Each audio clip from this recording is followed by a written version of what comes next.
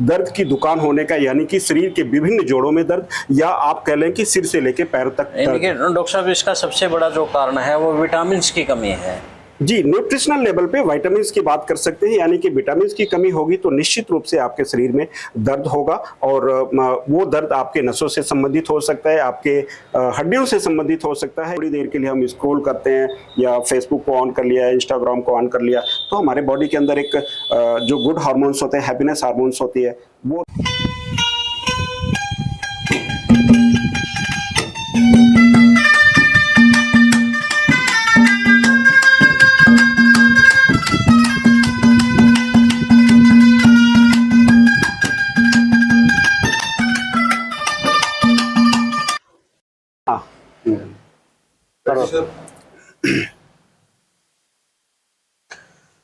सभी को नमस्कार, राम राम। मैं आपके साथ कुलदीप खंडेलवाल और आप देखना शुरू कर चुके हैं द इनसाइडर न्यूज। और आज हमारे साथ हैं डॉक्टर साहब। आज हम जो चर्चा कर रहे हैं स्वास्थ्य को लेकर के कर रहे हैं, क्योंकि सारी जो चर्चाएं हैं ज़्यादातर राजनीति बेस पर ही इनसाइडर न्यूज़ पर आप देखते हैं, लेकिन स्वास्थ्य भी ज़रूरी है।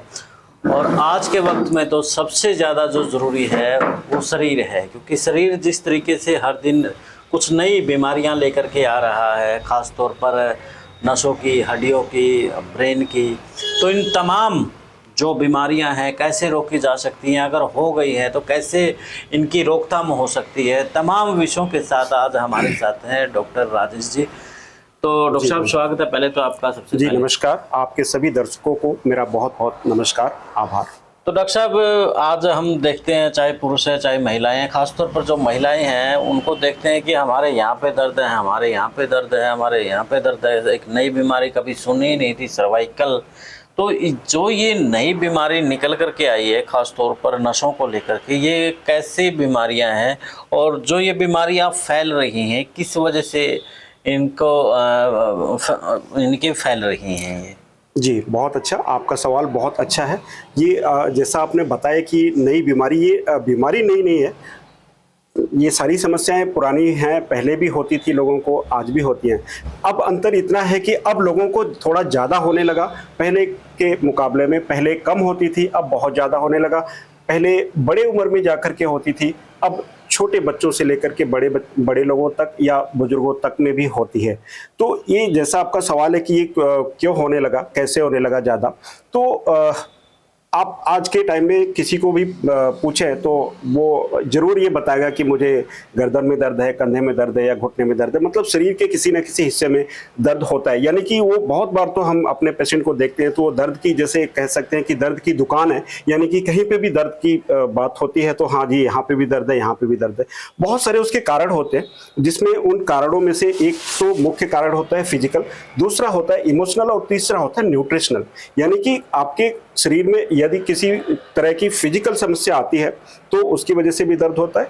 इमोशनल यानी कि आपके ब्रेन में कुछ भी डिसऑर्डर हो रहा है या आप किसी भी तरह से परेशान हैं, चिंता या तनाव में है या अवसाद में है, तो उसकी वजह से भी दर्द होता है। तीसरा होता है न्यूट्रिशनल वैल्यू, यानी कि आपके शरीर में किसी भी तरह से खाने पीने की कोई कमी आती है या किसी विटामिन की कमी के वजह कमी आती है तो उसकी वजह से भी ये दर्द होने लगते हैं। तो आज के टाइम में बहुत सारे लोगों को विटामिन की डेफिशिएंसी होती है, जिसमें मुख्य रूप से विटामिन B12 है और D3 है, जिसकी वजह से अगर ये दोनों विटामिन बहुत सारे लोगों को टेस्ट होती है तो काफी कम मिलता है, बहुत बार तो बहुत ही ज्यादा माइनस में मिलता है, जो एक मुख्य कारण है आज के टाइम में दर्द की दुकान होने का, यानी कि शरीर के विभिन्न जोड़ों में दर्द, या आप कह लें कि सिर से लेकर पैर तक दर्द। डॉक्टर साहब, इसका सबसे बड़ा जो कारण है वो विटामिन की कमी है।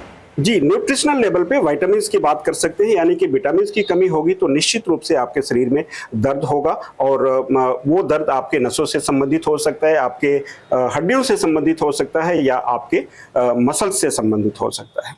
तो इसका कारण मुख्य विटामिन होता है। उसके अलावा भी जैसे मैंने बताया इमोशनल लेवल पे भी होता है और फिजिकल लेवल पे भी होता है। हम इमोशनल उस पे जाते हैं, उससे पहले ये बताइए डॉक्टर साहब, जो विटामिन की जो कमी की आपने बताई, उनके टेस्ट जो होते हैं और टेस्ट के साथ जो विटामिन की कमी है वो कैसे पूरी की जाए? जी, बहुत अच्छा आपका सवाल। विटामिन की, जैसा कि आज के टाइम में चूंकि सब लोग बहुत अच्छा खाते पीते हैं, सभी के पास बहुत अच्छा सोर्सेज है हर चीज़ों का, तो कहीं ना कहीं सब चीज़ें पूरी हैं, सब चीज़ें हम अच्छा खाते हैं, फल भी खाते हैं, सब्जियां भी खाते हैं, दूध दही का भी प्रयोग करते हैं, उसके बावजूद भी ये ऐसा देखा जाता है टेस्ट के अकॉर्डिंग कि विटामिन की डेफिशिएंसी बहुत ज़्यादा कम मिलती है।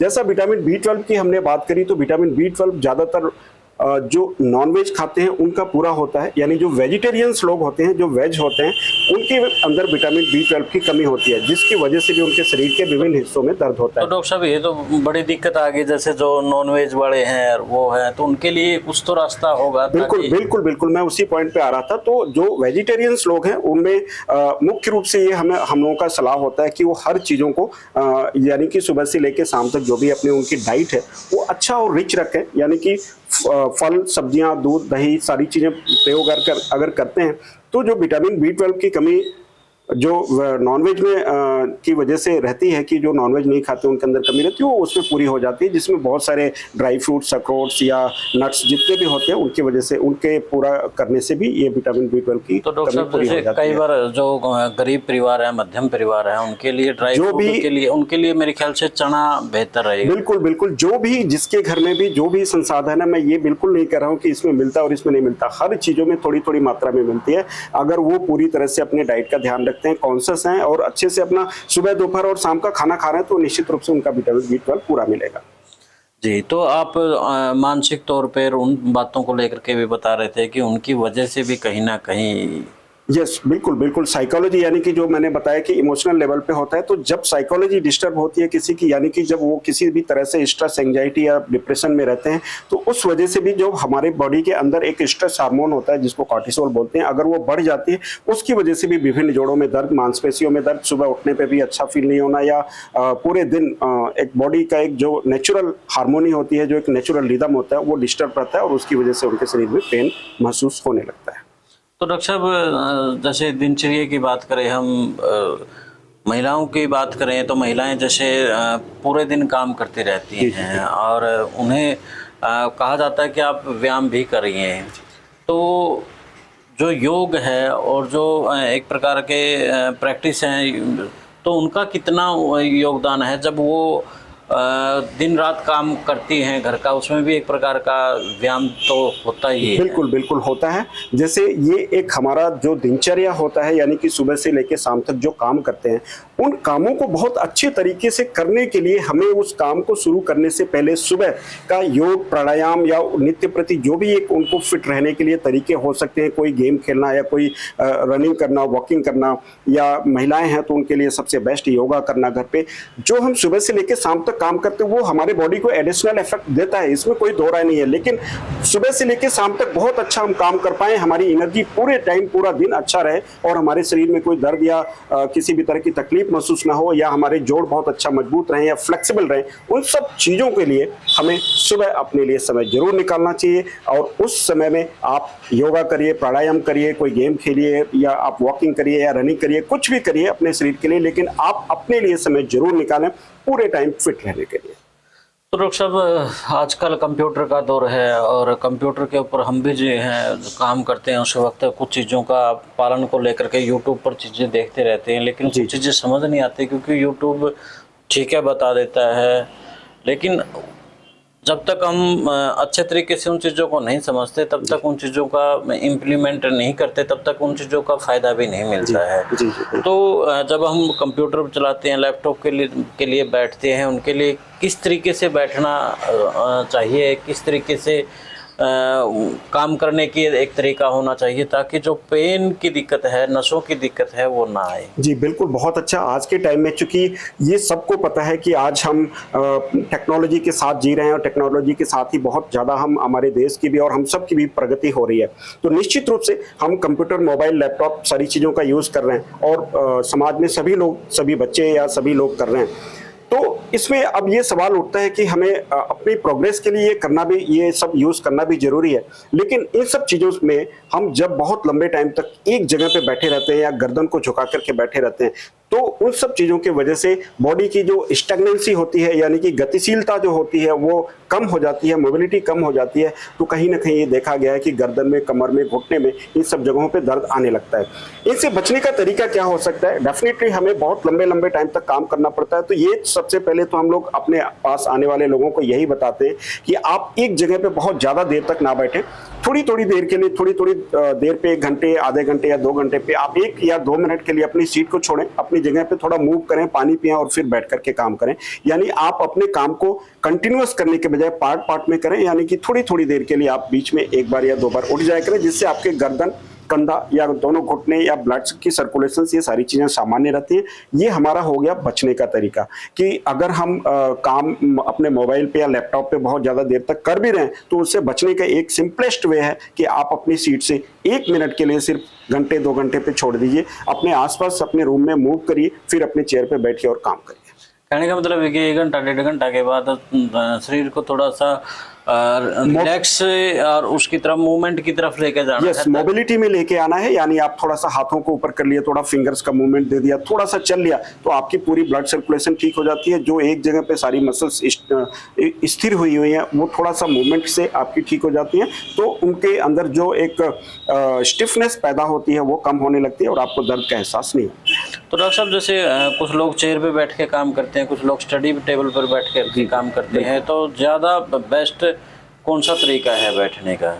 जी बिल्कुल, ये तो आइडियल है कि हमें पोजीशंस को अपने मेंटेन रखना पड़ता है। जैसे हम आप इस चेयर पे बैठे हुए हैं तो एक 90-90 का फार्मूला होता है कि आप अपने कमर को बिल्कुल सीधा रखिए, दोनों घुटनों को 90 डिग्री पे मोड़ के रखें, एल्बो या रिस्ट को न्यूट्रल पोजीशन में रखें और गर्दन को आप अपने लैपटॉप या कंप्यूटर के आंखों के सामने रखें, जिससे अपने थोड़ी सी जो स्टडी टेबल होती है या लैपटॉप या कंप्यूटर की जो टेबल है थोड़ा ऊंचा रखें, जिससे आपको गर्दन को बहुत ज़्यादा ना झुकाना पड़े और आपके आंखों के सामने स्क्रीन हो और थोड़ा सा दूर हो, उसकी डिस्टेंस को मेंटेन करके रखें। तो आपके जो स्टिफनेस गर्दन या शोल्डर में या रिस्ट में आती है वो नहीं हो। जो स्टडी टेबल है उस पर तो जो टांगे हैं वो बिल्कुल सीधी रहती हैं उसमें। तो बिल्कुल ऐसा, जो बच्चे घर में पढ़ाई करते हैं अपने बेड पे बैठ करके, तो अगर वो स्टडी टेबल का यूज़ करते हैं तो डेफिनेटली आप अपने दोनों पैरों को सीधा करिए, पीछे बैक सपोर्ट लगा के बैठिए और अपने गर्दन को और कमर को सीधा रखें और अपना आराम से पढ़ाई करें। लेकिन फिर मैंने वही बात आपको बताई कि इन सब चीज़ों से बचने के लिए आपको, जैसे बच्चे जो पढ़ाई करते हैं उनको पार्ट स्टडी करना चाहिए बजाय कि कंटिन्यूअस स्टडी के, यानी लगातार बैठ करके पढ़ने के बजाय आप अपने सीट को छोड़िए, थोड़ी देर के लिए उठिए, पानी पीजिए और फिर बैठ करके अपना पढ़ाई करें। जी, तो आज के दौर में एक मोबाइल जैसे हमारा मान के चलो कि एक बॉडी का पार्ट ही हो गया है। जी जी बिल्कुल। तो मोबाइल से भी कहीं ना कहीं, जब हम एक लैपटॉप की बात कर रहे हैं, कंप्यूटर की बात कर रहे हैं और मोबाइल को बात ना करें तो बात अधूरी रह जाती है। बिल्कुल। तो जो मोबाइल है उसके भी कहीं ना कहीं फ़ायदे और नुकसान दोनों चीज़ें हैं। शरीर के लिए क्या कुछ इसके नुकसान हैं, और ख़ास तौर पर जब हम नसों को लेकर के बातचीत कर रहे हैं, ब्रेन को लेकर के बात कर रहे हैं, तो कितना फ़ायदा कितना नुकसान है मोबाइल को लेकर के? जी बिल्कुल, आज के टाइम में चूँकि सभी के हाथों में मोबाइल है और पूरा टाइम, यानी कि दिन में भी यूज़ करना होता है और रात में भी यूज़ करते हैं लोग, तो ऐसा आज के जो हेल्थ चैलेंजेज हैं आज के टाइम में, वो सबसे बड़ा हेल्थ चैलेंज होता है मोबाइल को लेकर के। आज के टाइम में जो सबसे बड़ी दिक्कत है, लोगों को नींद की दिक्कत है, यानी कि नींद नहीं आता है, या अगर आता भी है तो वो खुलता रहता है बीच बीच में, यानी कि कंटिन्यूअस स्लीप नहीं आती है, एक बहुत अच्छी साउंड स्लीप नहीं होती है,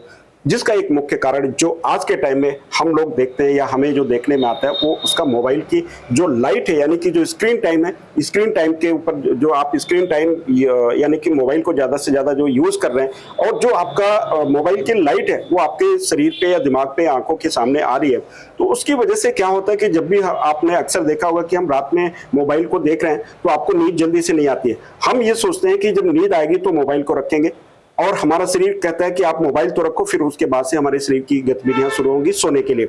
यानी कि जब भी हम मोबाइल देखते हैं तो हमारे बॉडी के अंदर एक रोशनी जा रही है, तो हमारे शरीर में सोने के लिए जो जिम्मेदार हार्मोन्स, केमिकल सिक्रेशंस होता है मेलाटोनिन नाम का, वो उसकी सिक्रेशन नहीं हो पाती है मोबाइल को देखने की वजह से।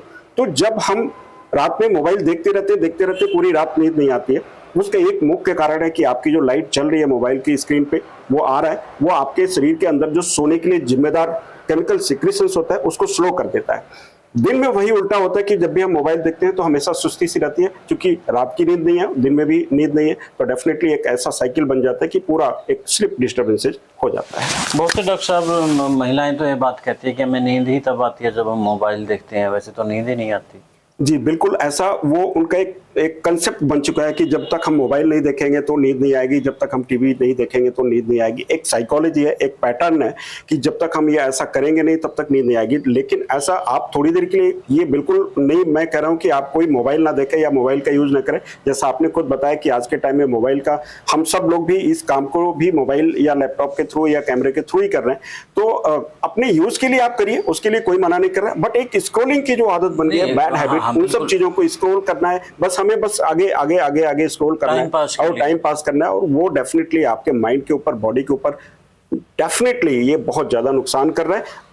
खाना खाते वक्त भी मोबाइल देखना, स्क्रॉल करना, मोबाइल देखना, आपका माइंड इस चीज को लेकर के कंफ्यूज रहता है कि आप जो खाना खा रहे हो उसको डाइजेस्ट करें, उसके जैसा केमिकल सिक्रेशंस, जूसेस निकालें, या फिर जो मोबाइल पे आप देख रहे हो उसकी, तो माइंड हमेशा कंफ्यूजन में रहता है कि हम मोबाइल की तरफ भी देख रहे हैं, खाने की तरफ भी देख रहे हैं, तो आपका बॉडी एक सामंजस्य स्थापित नहीं कर पाता कि क्या करना और क्या नहीं करना। यानी कि मोबाइल खाना खाते वक्त तो कभी नहीं देखना चाहिए। बिल्कुल, आप ये डेफिनेटली आप इसके पीछे क्या वैज्ञानिक कारण है? वैज्ञानिक कारण यही है कि आपका माइंड इस चीज को लेके कंफ्यूज रहता है कि आप जो खा रहे हो उसको डाइजेस्ट करने के लिए जूसेस निकालें, या आप जो मोबाइल देख रहे हो उससे संबंधित अपने ब्रेन को चलाएं, तो एक कंफ्यूजन रहती है। तो ये तो निश्चित रूप से जो आजकल बच्चों की एक बहुत बैड हैबिट कह सकते हैं कि खाना खाते वक्त जब तक वो मोबाइल नहीं देखेंगे तब तक खाना नहीं खाएंगे। उनके सामने इस तरीके से मोबाइल होता है और वो ऐसे खाना होता है, तो यानी कि ये बड़े खतरनाक। बिल्कुल, आज ये खतरनाक तो नहीं कह सकते, लेकिन ये की बुरी आदत है, बैड हैबिट है। उस चीज को हमें, पेरेंट्स को इस चीज को समझ करके धीरे धीरे प्यार से दूर करना पड़ेगा। और उस खतरनाक मैं इसलिए कह रहा हूँ क्योंकि अभी बचपन है उनका, और अभी से उन्होंने शुरुआत कर दी है। बिल्कुल बैड हैबिट है, बड़े होते, बैड हैबिट है, ये एक डेंजरस स्टेप्स की तरफ बढ़ता रहता है। बहुत ज्यादा उन सब चीजों का यूज करना, यानी कि वही चीजें आगे भी जब बड़े होंगे बच्चे तो वही चीजें उनके लाइफ में रहेंगी और उसी तरह का पैटर्न रहेगा, तो बॉडी एंड माइंड के अंदर जो एक सामंजस्य स्थापित होता है वो नहीं हो पाता। तो डॉक्टर साहब, जैसे आप कह रहे थे कि इस मामले में बड़े समझाएं, लेकिन बड़े जो खास तौर पर उनकी माताएं हैं, उनकी माएँ हैं, उनके हाथ में चाहे बर्तन धोए या फिर रोटी खाए या फिर आटा गूंथे, उनके सामने मोबाइल वो रखती हैं, तो जब वही उनका ये हाल है तो बच्चों को कैसे समझाएं? बिल्कुल बिल्कुल, यही चैलेंज है कि हम सिर्फ बच्चों को दोषी नहीं कर सकते, ना ही हम उनको दोषी ठहरा रहे हैं, क्योंकि वो बच्चे भी तो हम सब बड़े लोगों से ही सीखते हैं। तो डेफिनेटली कहीं ना कहीं अगर उनके अंदर चेंजेस चाहिए तो हमें अपने आप के अंदर चेंज करना पड़ेगा। यानी कि बच्चों को अगर हम मना कर रहे हैं तो डेफिनेटली हमें अपने आप को भी उन सब चीज़ों से दूर रखना पड़ेगा। अगर अपने आप को हम दूर रखेंगे तो बच्चे कितने दिन तक देखेंगे, उसके बाद धीरे धीरे उनको भी लगेगा कि घर में मोबाइल का क्रेज कम हो रहा है, माँ बाप यानी कि जो पेरेंट्स हैं या जो बड़े हैं वो नहीं देख रहे हैं, तो हमें भी नहीं देखना है। फिर हम उनको प्यार से कह सकते हैं कि आपको मोबाइल कम यूज करना है या लिमिटेड टाइम के लिए यूज करना है। मैं बिल्कुल नहीं कह रहा हूं कि आप मोबाइल यूज ना करें, या मोबाइल या लैपटॉप या कंप्यूटर, ये तो आज के जमाने के प्रोग्रेस के हिसाब से ये सारी चीजें करनी है, बट एक लिमिटेशन होती है, एक जरूरत के हिसाब से।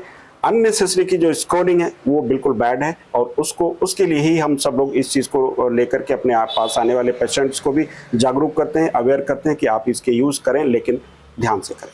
तो डॉक्टर साहब, जैसे मोबाइल को लेकर के आपने बताया, और मैं जोड़ी महिलाओं को लेकर के कि वो जो भी काम करती है मोबाइल उनके सामने होता है, तो क्या ऐसी महिलाओं को एंजाइटी होने का भी खतरा रहता है? बिल्कुल रहता है, बिल्कुल रहता है। एक ये जो एक पैटर्न बन गया लोगों को कि बहुत ज़्यादा मोबाइल देखना, वो एक आप क्या कर, वो एंजाइटी है, दैट्स वाई आप उसको बार बार स्क्रॉल, आप कुछ ऐसा ढूंढना चाहते हो कि आपको कुछ मिल जाए, कुछ हैप्पीनेस दे दे, कुछ एक शॉर्ट टर्म रिलीफ के लिए है, अंदर कुछ प्रॉब्लम है, दैट्स वाई आप उन सब चीज़ों को एक हैप्पीनेस पाने के लिए, खुशी पाने के लिए थोड़ी देर के लिए हम स्क्रॉल करते हैं, या फेसबुक को ऑन कर लिया, इंस्टाग्राम को ऑन कर लिया, तो हमारे बॉडी के अंदर एक जो गुड हार्मोन्स होते हैं, हैप्पीनेस हार्मोन्स होती है, वो रिलीज होता है, थोड़े टाइम के लिए हमें खुशी देता है। फिर जैसे ही आप बंद करेंगे वो खुशी मायूसी में चेंज हो जाती है। उसी चीज को पूरा करने के लिए लोग बार बार स्क्रॉल करते हैं, बार बार मोबाइल देखते रहते हैं, बार बार फेसबुक या और भी जो चैनल हैं उनको खोलते रहते हैं, सिर्फ शॉर्ट टर्म रिलीफ के लिए, शॉर्ट टर्म हैप्पीनेस के लिए और प्लीजर के लिए। तो डॉक्टर साहब जैसे बहुत सी महिलाओं को अब इस बात की आदत पड़ चुकी है, तो उस आदत को छोड़ने के लिए क्या करना चाहिए, क्या अपनी सुझाव है? अपनी बिल्कुल इन आदतों को छुड़ाने का सिर्फ और सिर्फ, और बहुत ज़्यादा कोई देखो इन सब चीज़ों के लिए कोई ऐसी दवाई तो होती नहीं कि आपको ये दवाई दिया और ये मोबाइल छोड़ दो जी, या आप कम यूज़ करो या ज़्यादा स्क्रॉल मत करो।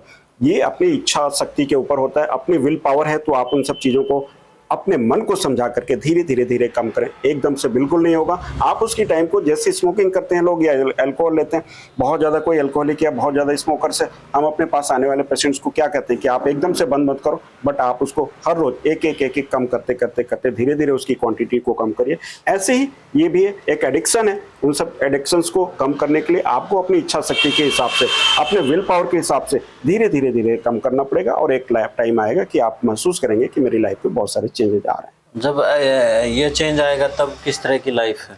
बहुत अच्छा फील होगा उनको। आप जब इस तरह का चेंज आना शुरू होगा तो पहले तो सबसे पहले तो ये है कि वो अपने परिवार में लोगों से बातचीत करना शुरू करेंगे। लोगों के पास बैठने का टाइम होगा। आज आप देख सकते हैं कि लोगों के पास सब कुछ है, उसके बावजूद भी कनेक्टिविटी नहीं है, यानी कि किसी से फोन करने का टाइम, किसी के पास फोन करने का टाइम नहीं है, बातचीत, कन्वर्सेशन, ये सारी चीजें नहीं हो पा रही हैं।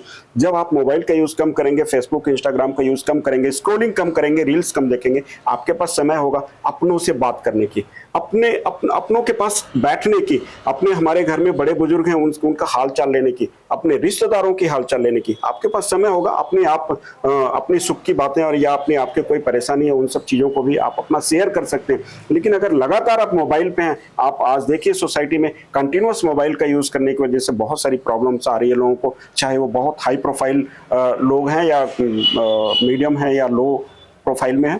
किसी भी तरह से आप देख सकते हैं कि समाज में बहुत सारी इसके दुष्परिणाम है। बहुत ज़्यादा मोबाइल का यूज़ करने की वजह से समाज में विघटन है, परिवारों में विघटन है। उसका एक कारण कि आपके पास समय नहीं है, समय देने के लिए नहीं है, अपने बच्चों को पास बैठने का टाइम नहीं, अपने बड़ों के पास बैठने का टाइम नहीं, या अपने रिश्तेदारों के पास फ़ोन करने का टाइम नहीं। उसका एकमात्र कारण कि आप स्क्रॉलिंग में लगे रहते हैं, पूरा टाइम आप मोबाइल को देते हैं, अपने लोगों को टाइम नहीं दे पाते। तो डॉक्टर साहब जैसे मोबाइल का दौर है, पहले पुस्तकों का दौर होता था, और पुस्तकें हम जैसे ही खोलते थे नींद आनी शुरू हो जाती थी, यानी कि नींद की गोलियां भी इतना काम नहीं करती जितने पुस्तकें काम करती है। जी जी जी, बिल्कुल बिल्कुल। तो उसके पीछे क्या कारण है कि एक पुस्तक को देख करके हमें नींद आती है और मोबाइल को देख करके नींद गायब होती है? यस, मैंने जैसा बताया कि मोबाइल से जो लाइट, उसके स्क्रीन पे लाइट आती है वो हमारे माइंड को कंफ्यूज रखता है हमेशा कि दिन है या रात है, दिन है या रात है।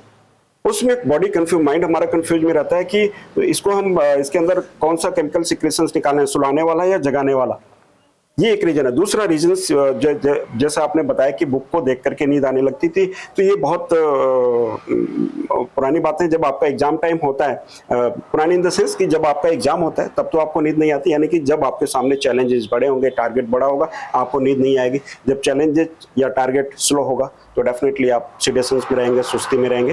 तो ये शायद एक कारण हो सकता है कि उस टाइम बचपन में या बड़े होने पर भी बुक्स को देख करके नींद आती है। बट अगर आपका इंटरेस्ट है, बच्चों को अक्सर हम सुनते हैं इस बात जी जी, बट आपका इंटरेस्ट है, आपका एग्जाम्स है, आपको पढ़ना है, तो डेफिनेटली कहीं ना कहीं नींद, आपका चैलेंज बड़ा होगा, आपका एम बड़ा होगा, तो नींद शायद नहीं आएगी। तो डॉक्टर साहब अंतिम में ये बताएं कि मोबाइल के टाइमिंग सोने से कितने टाइम पहले बिल्कुल दूर कर देना चाहिए? आइडियली तो हमेशा ये देखा जाता है, या सब लोग इस बात को सुनते भी हैं, समझते भी हैं, इसमें मुझे बहुत ज़्यादा कुछ बताने की ज़रूरत नहीं है कि आप सोने से घंटे 2 घंटे पहले तो कम से कम आपके पास जो भी लैपटॉप, कंप्यूटर है, उन सब चीज़ों को अपने से दूर रखें, जिससे आपको अपना पर्याप्त खाने का टाइम मिले, अपने लोगों से बातचीत करने का टाइम मिले, उनके साथ समय बिताने का टाइम मिले। तो अगर हो सके, संभव हो, तो सभी लोग इस बात को फॉलो कर सकते हैं। नहीं तो बहुत सारे लोगों की मजबूरियां होती हैं कि लेट नाइट तक उनको अपने लैपटॉप या कंप्यूटर पे काम करना है। सबकी अपनी एक अलग अलग लाइफ स्टाइल है, सबकी अपनी एक आदत है। डॉक्टर साहब इस मामले में मेरी तो मजबूरी रहेगी, क्योंकि 11-12 बजे तक काम चलता है। इसलिए जी जी बिल्कुल, मैंने इसीलिए बताया कि सबकी अपनी जॉब प्रोफाइल अलग अलग होती है बहुत सारे लोगों को, तो इसमें सभी के लिए हार्ड एंड फास्ट रूल नहीं होता। जो भी हम लोग बात कर रहे हैं कॉमन बातें हैं, इसमें किसी को किसी भी तरह से अदरवाइज लेने की जरूरत नहीं है कि इस तरह की ज्ञान की बातें हो रही हैं। सबकी अपनी लाइफ स्टाइल है, सबका अपने जीने का तरीका है, सभी का अपना एक वर्क प्रोफाइल है। कोई लेट नाइट तक काम करता है, बहुत सारे लोगों को नाइट में काम करना पड़ता है, लैपटॉप कंप्यूटर पे। इस बात सारी इसका चीजें कोई होती हैं। कोई रास्ता होगा हमारे जैसे लोगों के लिए जो 10-11 बजे लगे लैपटॉप पे, उनकी मजबूरी होती है काम करने जी की, जी बिल्कुल बिल्कुल। तो उनके लिए भी कोई रास्ता है? रास्ता यही है कि आप अब सारे कामों को अपने बहुत देर तक करने के बजाय सारा काम दिन के अंदर या अपना जो शाम का टाइम होता है वहां तक पूरा करिए, उसको खत्म करिए। एक सिस्टम बनाइए, सिस्टम जब आप अडॉप्ट कर लेंगे तो आपका शायद 9-10 बजे का जो सोने का टाइम होता है डेफिनेटली आपके पास मिलेगा। तो धन्यवाद डॉक्टर साहब, आपने बात रखी और सबसे बड़ी बात आपने बताई कि खाना को लेकर के कि जो विटामिन्स की वजह से जो दिक्कतें आ रही हैं वो कैसे दूर हो सकती जी जी हैं। बिल्कुल। इसमें विटामिन D3 की एक कमी रह गई कि जो हमने बात शुरू की थी कि विटामिन B12 एंड D3 जैसा कि हम अभी ओपन स्काई में बैठे हुए हैं, हमारे जो सूर्य देवता हैं यानी कि जो साक्षात भगवान जो हमें एनर्जी देते हैं, तो जब हम ओपन रहते हैं यानी कि घर से बाहर रहते हैं, जैसा आज के टाइम में ये भी सबसे बड़ी जो दिक्कत देखने को आती है कि ज़्यादातर हम लोग इंडोर रहते हैं, आउटडोर एक्टिविटीज़ बहुत कम है। बच्चों से कई बार ये कहा जाता है कि बाहर खेलो, तो किताबें और स्कूल कॉलेज और ये सारी चीज़ों के वजह से वो बाहर नहीं जा पाते, प्ले ग्राउंड का यूज़ कम कर पाते हैं। उनके बॉडी के अंदर भी जो हम अगर ओपन नहीं है यानी ओपन टू स्काई नहीं है, सूरज की रोशनी में नहीं है, बाहर नहीं निकलते, तो D3 की कमी रहती है और D3 की कमी की वजह से बहुत सारी समस्याएं आती हैं। वो फिजिकल भी होता है और वो मेंटल भी होता है। तो बहुत बहुत धन्यवाद डॉक्टर साहब। तो डॉक्टर साहब ने जैसे बताया कि आपकी लाइफस्टाइल को लेकर के, मोबाइल को लेकर के खास बात बताई, तो उसके साथ साथ में जो शरीर के अंदर जो नसों को लेकर के, ब्रेन को लेकर के तमाम जो दिक्कतें हैं, तो आप साथियों आपको भी कहीं ना कहीं इन समस्याओं से जूझ रहे होंगे। तो आपकी क्या समस्या है कमेंट करके ज़रूर बताना। जुड़े रहें इनसाइडर न्यूज़ के साथ। मिलते हैं फिर एक नए मुद्दे के नए विश्लेषण के साथ। तो बहुत बहुत धन्यवाद डॉक्टर साहब आपका। Thank you. जय हिंद, जय भारत, जय हरियाणा।